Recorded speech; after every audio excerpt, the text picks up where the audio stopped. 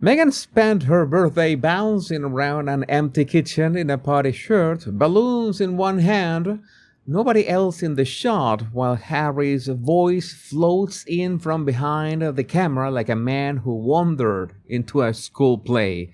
But that's just the opening act, because Martha Stewart sat down this week and calmly took a knife to the lifestyle reinvention. An insider tried a clapback that somehow makes it worse. Meghan delivered 4 words of wisdom that the internet immediately weaponized, and the Express ran the fan pile on for anyone who missed the original clip. So welcome back, my Royal Rogues. My name is Jesus Enrique Rosas. I'm the Royal Rogue. Let's get down to it. So let's start with the birthday video, because once you see it, you cannot unsee the empty room. Oh dear.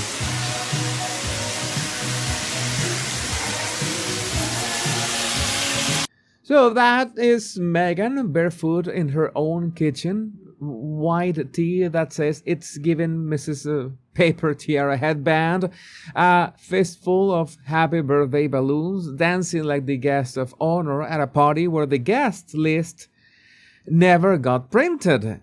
So Instagram story Chrome at the top, at Meghan, the whole Montecito Manor production aesthetic. And the question, the comments, not in Instagram because she's got her comments closed, of course, but everywhere else on the internet, the question the comments keep asking is not about the dance moves. The question is simpler. Where is everyone? Because Harry's there, sort of.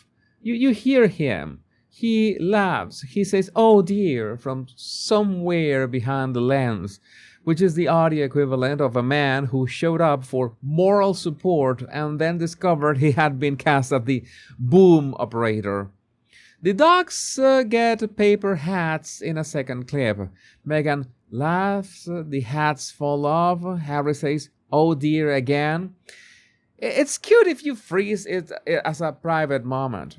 It's something else when you post it as the public face of a 45th birthday after years of selling togetherness as the brand. Because look at what the frame is actually doing. The balloons are doing like social work. The shirt is doing the personality and quirky work. The headband is doing the whimsy work. And the humans who are supposed to be in a birthday scene, the kids, the friends, the household that supposedly orbits this woman, are missing. You can read this as she's free, she's fun, she doesn't need a crowd. But you can also read this as the one the Sausage Squad hates. You build an entire public identity on community dinners and friendship bracelets and we language, and then on your own birthday, the camera finds you solo in a kitchen performing joy at an empty island. So no, I am not doing a body language TED Talk on this one, because you don't need one.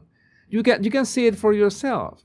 She's smiling at a room that is not smiling back. The choreography is for an audience that only exists after she hits post. So what was she thinking when she did this? That the balloons would fill the silence? That it's given Mrs. Would stand in for a living room full of people who actually wanted to be there? So Methane has a gift for turning private staging into public content, and this one lands like a party flyer for a celebration that never quite had guests. And Daily Mail even walked through the same clip package, the dogs in paper hats, Harry's "oh dear," the pool and balloons stills from earlier in the birthday dump. So this is not some deep fake of a random account.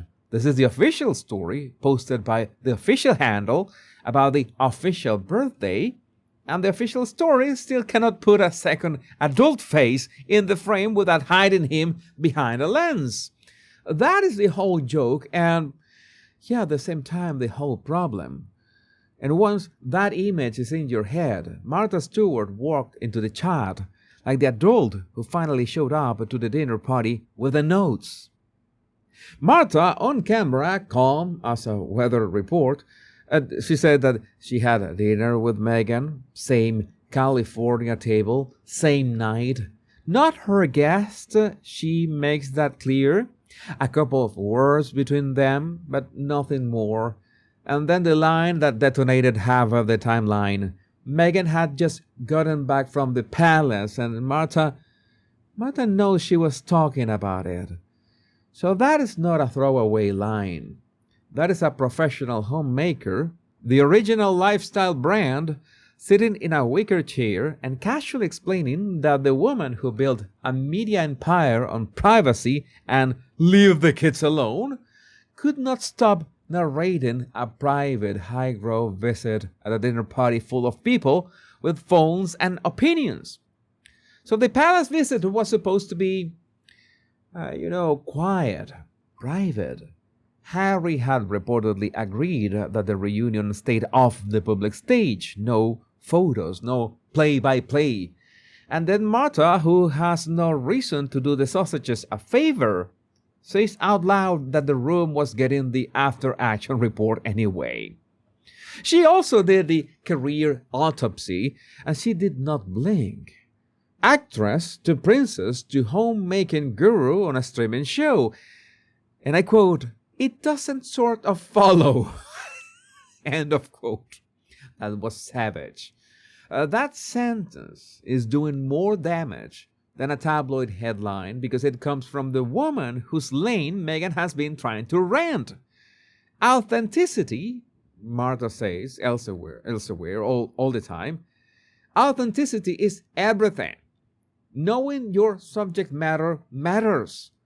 When the founding mother of American domestic theater says your career path looks like cosplay, the audience does not need a decoder ring.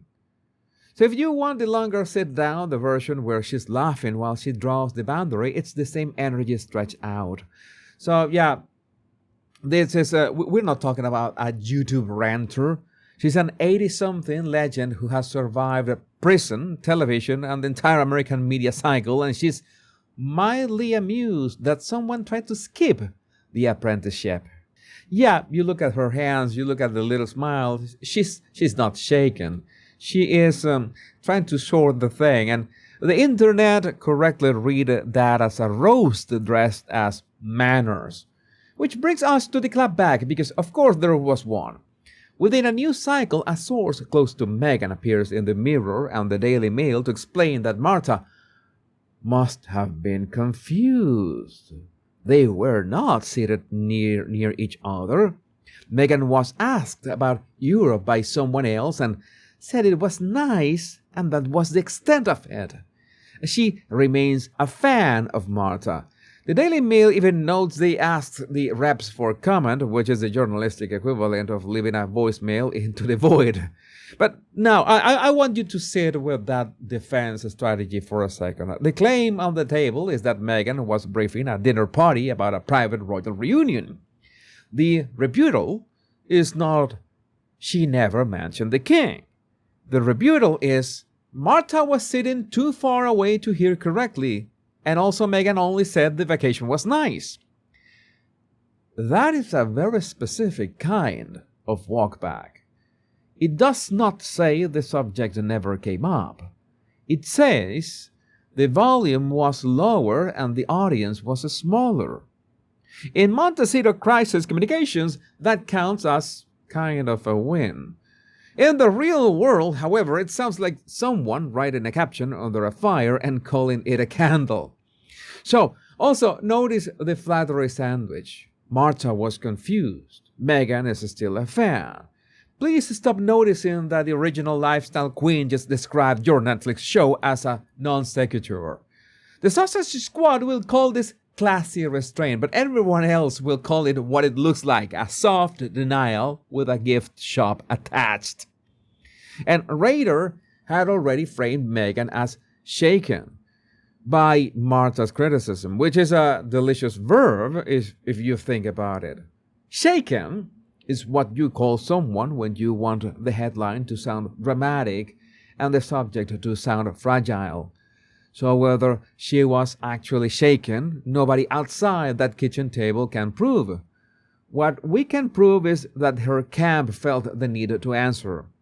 People who are truly unbothered do not dispatch an anonymous friend to re-explain the sit in charge. And here is the part that keeps me playful instead of furious. If the Highgrove visit truly needed silence, the smartest move after Martha spoke would have been, yeah, you guessed right, silence. But instead we get an anonymous source doing damage control about dining room geometry. That is how you turn a one-day Martha quote into a 3-day story. And Gingerbread's camp has spent years insisting the press invents drama. When they feed the drama second course and act surprised when the room stays for dessert. So one more detail from the reporting that sticks. The reunion with King Charles and Queen Camilla at Highgrove was described as last minute, private, everyone sworn to secrecy so it could stay quiet. Fine. Families do private things. But if secrecy was the deal, talking about the palace at a California soiree is how you break your own rule and then blame the nearest octogenarian for having ears. So all right, different set, different problem, light blue background, white blazer, soft lighting, Girl Scout energy in the room, Cookie Queen's promo. A young girl asks Meghan for the childhood advice that still guides her, and Meghan offers 4 words that sound like a refrigerator magnet. My teacher, Miss Pulia, said, keep a good heart. I just think it's one of those simple things that you can always remember no matter what situation you're in. Just keep a good heart. Keep a good heart. She doubles down. It's simple. You can always remember it. No matter what situation you're in, just go, keep a good heart. Oh my God. On paper, fine. Harmless. The kind of line you want a public figure to give kids on camera. But in practice, the internet heard a woman with a long public record of scorched earth interviews, a father on the outs, and a brand built on grievance lecturing children about goodness. And it lost its mind in the most predictable way possible because it is the internet after all. So the clip itself is pure soft focus Meghan.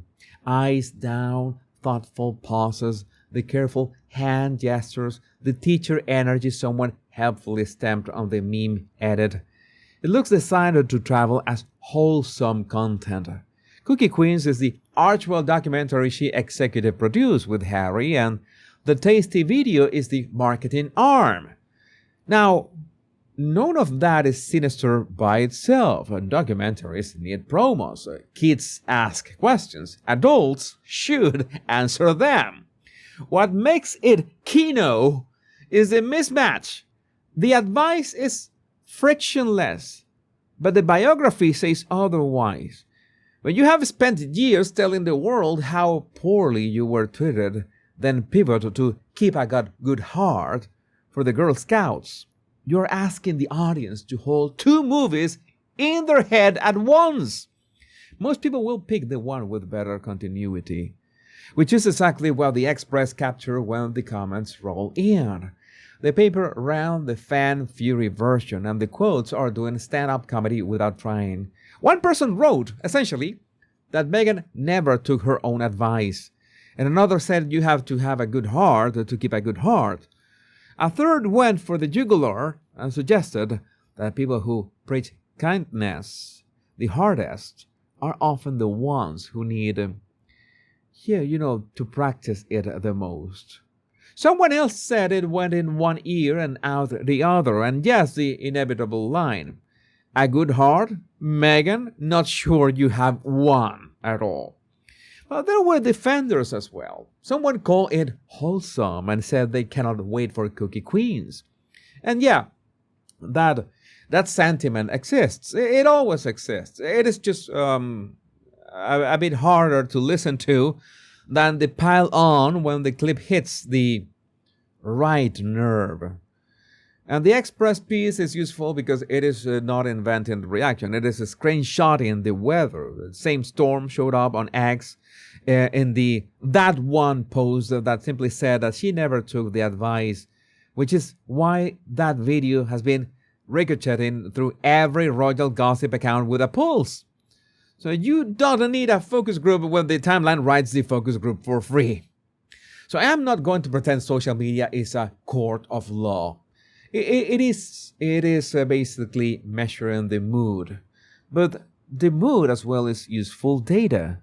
The same week Martha questions the career path and the dinner party discretion, Meghan is on pastel set selling moral simplicity to children, and the audience response is not, "What a lovely message." No, the response is pattern recognition, our favorite flavor. People have watched enough of this performance to know when the script is doing all the PR work. And look, advice to kids can be simple without being fake. Plenty of flawed adults say true things to children. The problem is the packaging, and I'm not talking about as ever. When the entire public persona runs on conflict, then pivots to greeting card morality on a branded promo, the audience hears a product demo, not a soul. And yeah, it's sometimes hard to find a soul in there. And that is why the comments went mean instead of warm. Because mean is what people do when they feel sold to. And if you stack the week, the pattern is almost elegant. Birthday video, alone in the kitchen, joy for the camera, empty chairs. Martha, you don't get her to skip the apprenticeship. And maybe stop narrating the palace at dinner. The clapback, she was confused. We still love her. Please move along. And the good heart clip, 4 words of purity, soft eyes, hard internet. And, well, the comment section did the rest. None of this requires any PhD in microexpressions. It just requires eyes and maybe a working sense of humor. Well, let me know what you think about this in the comments. My name is Jesus Enrique Rosas. I'm the Royal Rogue. Much love and bliss.